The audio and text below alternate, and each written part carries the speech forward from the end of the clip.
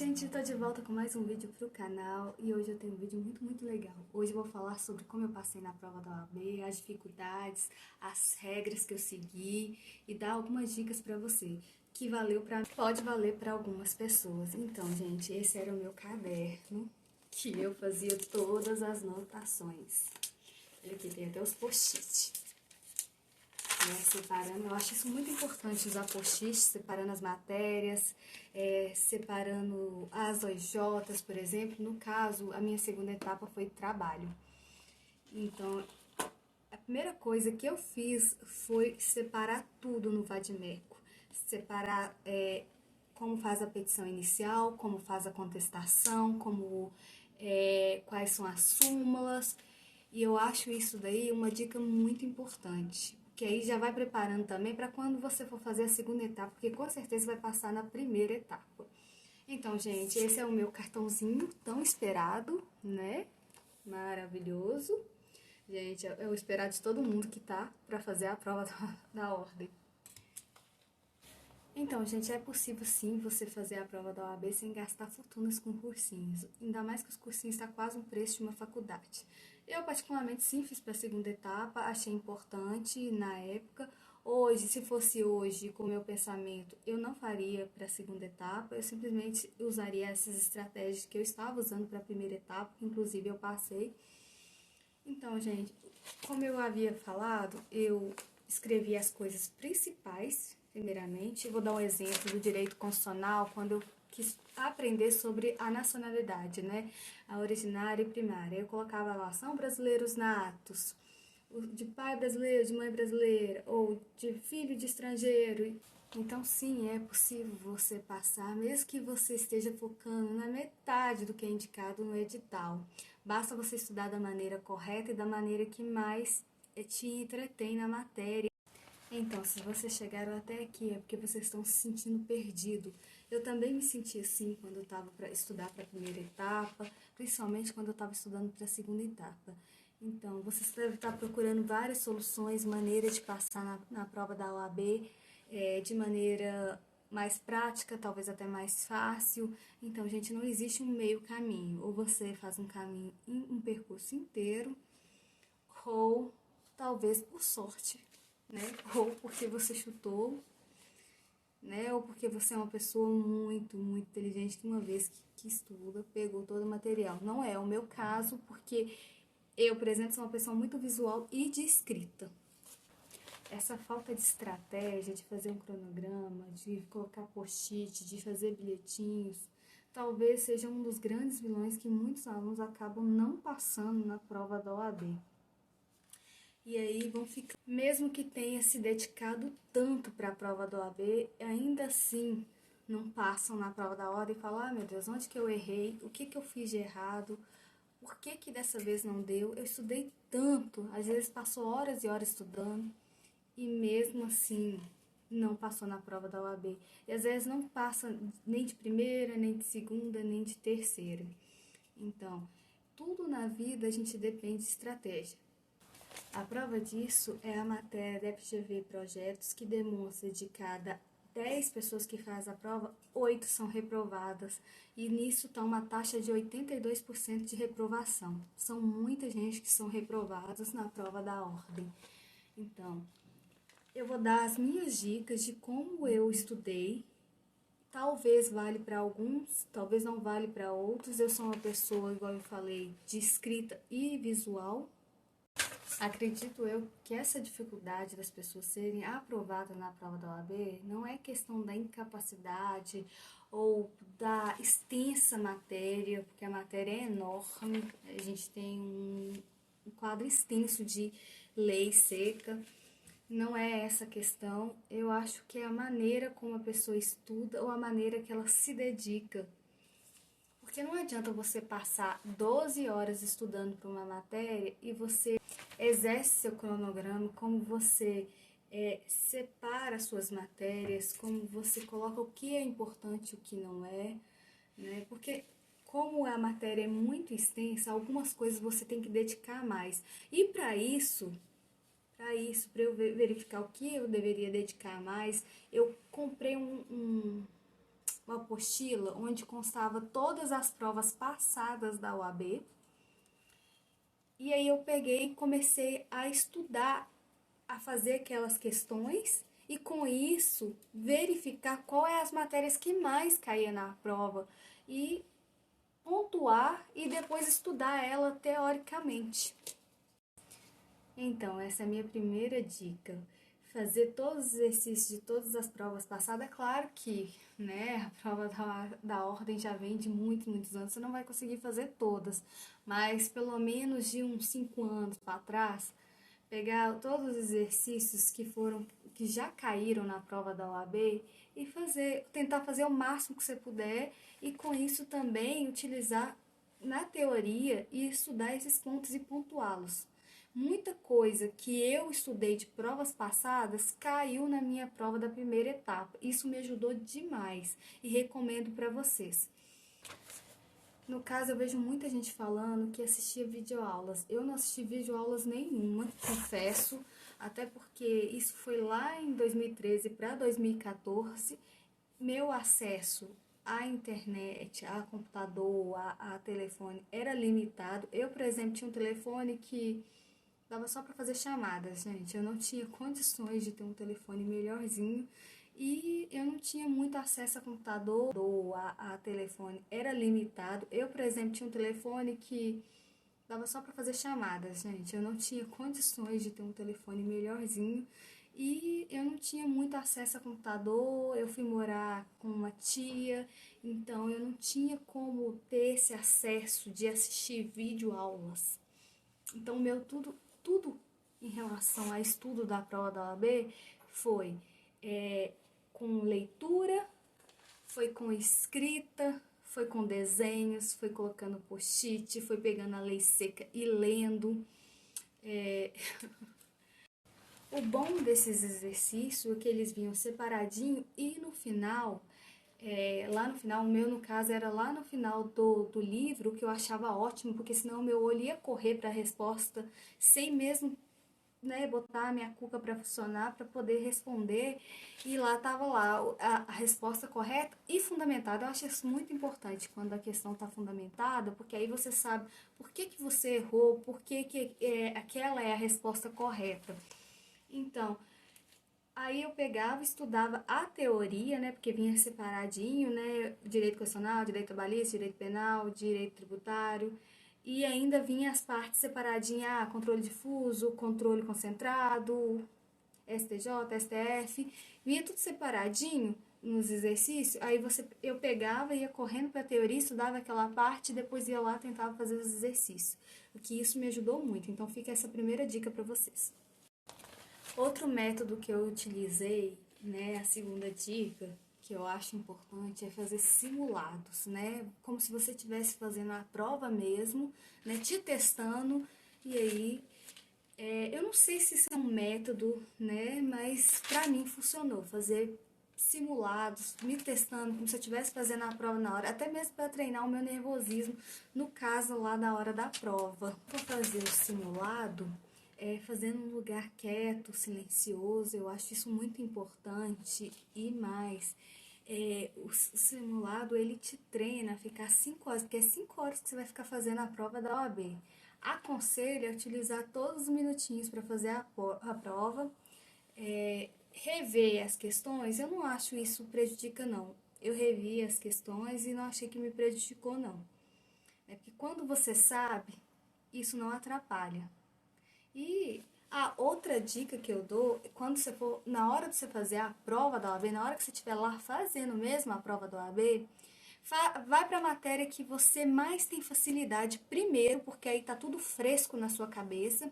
A questão que você tiver dificuldade, já coloca um ponto de interrogação e depois que você terminou a prova inteira, você volta nessas questões que você colocou um ponto de interrogação. Fazer simulados também te ensina a ter foco, porque quando eu pelo menos estava fazendo exercícios, eu não ficava lá 5 horas sentada fazendo exercício, é muito cansativo. Já quando eu estava fazendo simulado, eu ficava lá 5 horas fazendo exercício, porque no mínimo eu levava isso para responder o simulado todo.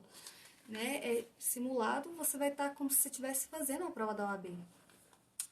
Outra dica que eu dou é que não se pressione tanto, né? Leva de boa, fique tranquilo, falar, se não for dessa vez, vai ser da próxima. Pode parecer sim um pensamento um pouco pessimista, mas não. Muito pelo contrário, quando você chega calmo para fazer a prova da OAB, você faz ela com muito mais facilidade, as questões vêm com muito mais tranquilidade na sua cabeça. Se chegar muito nervoso, fica difícil.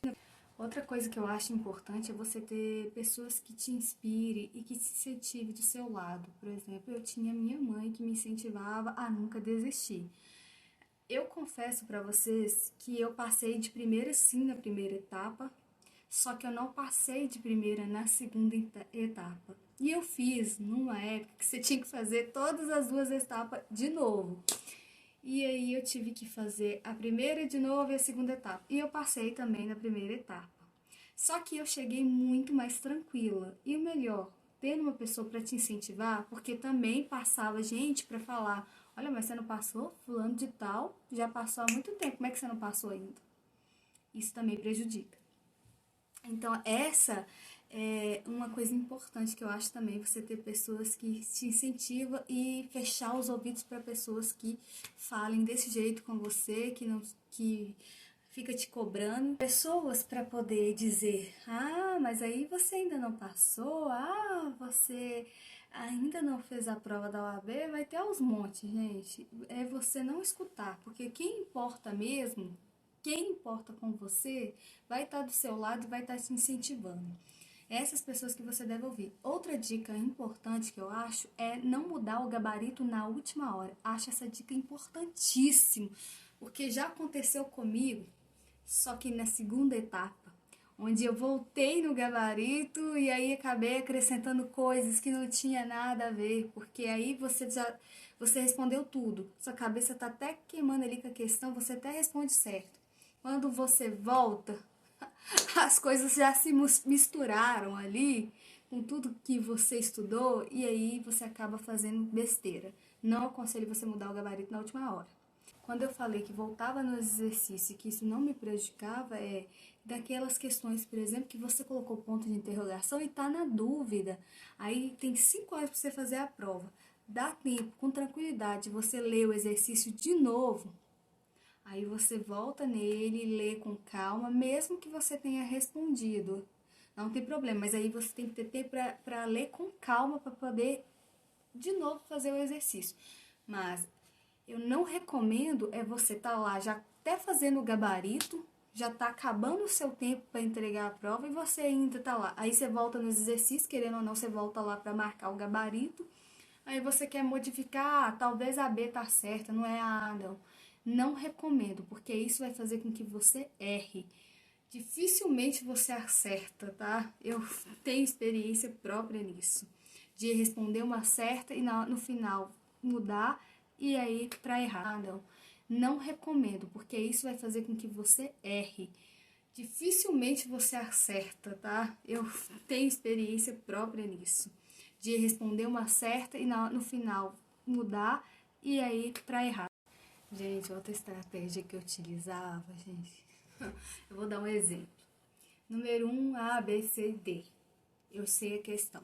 A. Número 2, A, B, C, D. Não sei a questão. Tô em dúvida entre duas. Aí eu excluía, né, as que eu tinha certeza que não era a resposta daquela questão. É muito importante. Aí já facilitou, porque só tô entre duas questões. A terceira, vamos dar um exemplo que eu sei a resposta. Era a letra B. Pronto. E a quarta, eu não sei nenhuma das questões, não faço ideia nem para excluir uma questão. Então, eu vou dar um exemplo. De 80 questões, 20 você não sabe nenhuma, 40 é o que você respondeu achando que tem certeza, e 20 é que você estava em dúvida entre duas ou três. Então, para a margem de erro, nas 40 questões que você tinha certeza que tinha respondido correto, gente, pelo menos eu não tenho uma margem de 100% de acerto, o mais que eu tenho certeza. Então, você teria acertado umas 36 questões em 40. Já de 20 questões que você ficou em dúvida entre duas letras ou três letras, você tem uma margem de acerto de 50%, é o mínimo que você pelo menos tem, ou chegando perto disso. Somente se você só está em dúvida entre duas letras. Aí você tem uma margem de acerto de 20 questões, você tem uma margem de acerto de 10. Isso aí já dá 36. E na outra que você não tinha certeza de nenhuma letra, eu pelo menos colocava a letra que menos caiu, menos eu marquei das outras questões que eu tinha certeza. Então ficava uma margem de acerto de um 6, por exemplo. No total dá 52 questões, gente. Ainda dá para você errar alguma outra, para você ter 40 pontos que eram necessários para você passar. Então, acho essa estratégia boa. Então, como mostra nesse desenho simplório que eu fiz, olha, número 1, eu tinha certeza da questão, eu fui lá e marquei a letra C. A segunda, que eu não sabia a resposta, mas eu estava em dúvida entre A e a D, eu fui coloquei um pontinho de interrogação pequenininho. A terceira, eu tinha certeza que era A, fui lá e marquei a correta, que é a letra A. A 4, que eu não sabia a resposta, coloquei um ponto de interrogação grandão. Isso é que eu fiz na minha prova como estratégia, da prova fechada da primeira etapa. Aí, numa 80 questões, gente, 20, por exemplo, que você ficou em dúvida entre A e B, vão dar uma margem de 50% de acertos. Você vai e acerta 10. A de 40, eu, por exemplo, não conseguiria tirar 100%, então vou dar uma margem de 36 pontos. A de 20 questões, vou jogar o mínimo, porque você não sabia as respostas de nenhuma. E aí, eu marquei aqui a letra que eu mesmo tinha marcado nas outras questões, foi que eu marquei nas que eu não tinha certeza. Aí dá uma margem de 6. No final, você acerta 52 questões. Então, essa é outra dica de estratégia que eu estou mostrando para vocês, que eu segui, espero que para vocês também funcione, que seja uma dica boa para vocês. Então, eu primeiro ia respondendo as matérias que eu tinha mais facilidade. Eu comecei com o trabalho, porque até a segunda etapa que eu pretendia, foi a matéria que eu tinha mais estudado. E aí, eu marcava as respostas primeiro que tinha certeza que estava correta, depois eu ia para as que eu fiquei em dúvida entre duas letras, e depois eu ia para que eu tinha certeza que eu não sabia a resposta. As que eu não tinha certeza da resposta, não tinha uma mínima de ideia, eu marcava a letra que menos tinha saído até então. Nisso, gente, é uma margem de possibilidade das 80 questões você acertar. Você tem umas 52 se seguir aquela regrinha ali do 10, 36 e 6. Só que desses 52, ainda você pode ter uma margem de erro e ainda assim tirar os 40 pontos necessários para você passar na prova. Essas são as dicas que eu tinha para dar dos métodos que eu utilizei para a prova da ordem. Talvez funcione para alguns de vocês, funcionou para mim. Espero que eu tenha ajudado alguns de vocês. Outra coisa, confesso que eu não era uma aluna modelo. Eu às vezes tirava notas medianas somente para passar na prova. Mas isso não me impediu de passar na prova da ordem. Então, gente, não vai impede ninguém. Todo mundo é capaz de passar nessa prova. Basta dedicar.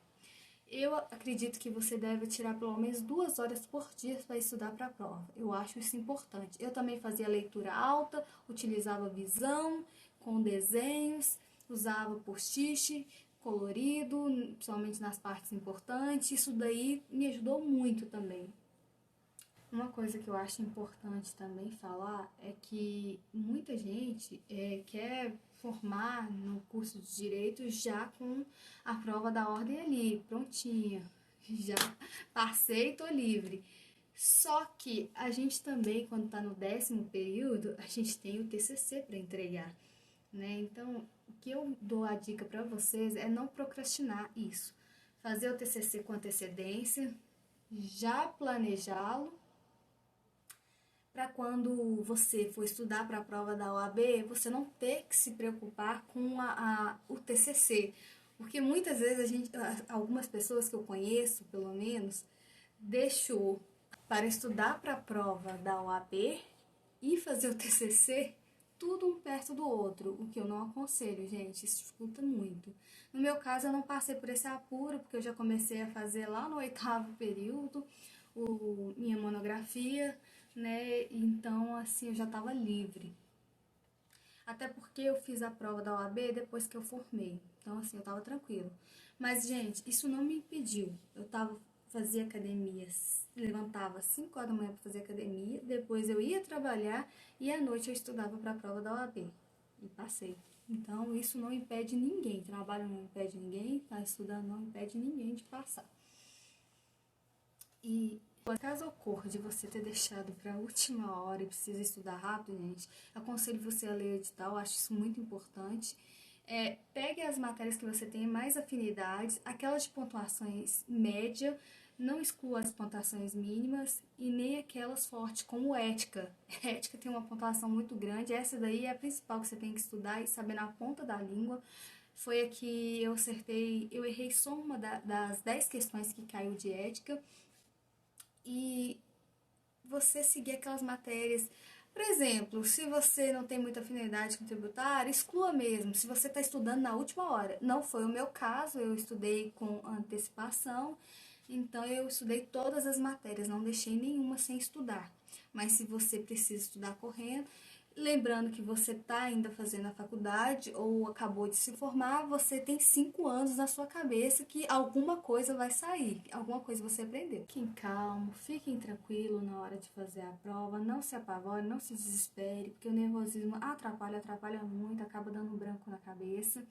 Se não der dessa vez, da próxima vai dar. E, gente, não mude de estratégia, eu acho isso muito importante. Você continuar naquela estratégia que você iniciou. Se não deu dessa vez, vai dar da próxima, porque se você muda a estratégia, você se perde todinho ali na hora que você está estudando as matérias. E se vocês quiserem mais conteúdo sobre a prova da OAB, mais dicas, alguma coisa mais sobre relacionado a isso, por favor, não deixe de comentar. E essa maior parte das dicas que eu dei foi estratégias que eu utilizei para a primeira etapa. Se vocês quiserem que eu traga mais dicas, mas para a segunda etapa de como eu estudei, qual a estratégia que eu utilizei para fazer a segunda etapa, que a prova é toda aberta, não deixe de comentar.